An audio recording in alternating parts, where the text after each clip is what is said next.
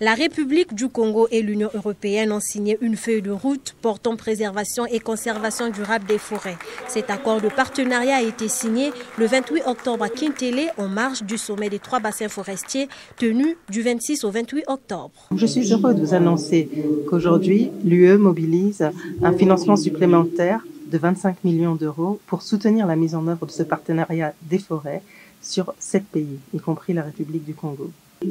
Avec le nouveau règlement de l'Union européenne sur la déforestation et la dégradation des forêts, nous essayons de faire les deux choses. Il y a un élément important de cette nouvelle législation, c'est celui d'une coopération plus étroite avec nos pays partenaires pour encourager une transition mondiale vers des pratiques agricoles qui soient plus durables. Travailler avec la feuille de route permettra le développement de systèmes de traçabilité, aidera les petits exploitants, permettra de développer l'agroforesterie dans les terres dégradées et dans les savanes.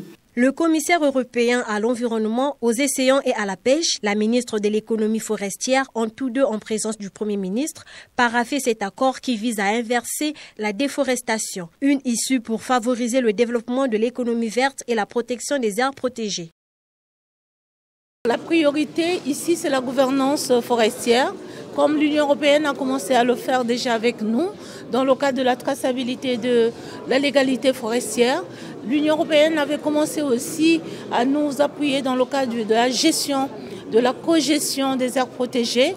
L'Union européenne a promis donc nous aider dans le cadre de formation et de l'accompagnement en matière de recherche et en matière de formation. Et donc voilà, c'est tout ce package que nous avons signé aujourd'hui. Anatole Koliné Makosso a tenu de rappeler sur le respect des engagements des deux parties.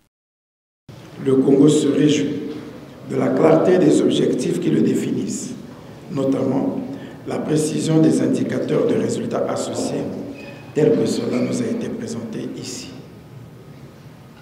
C'est dire combien mon pays espère une mise en œuvre effective, efficace et efficiente du dit partenariat, ce dans le strict respect des engagements des deux parties.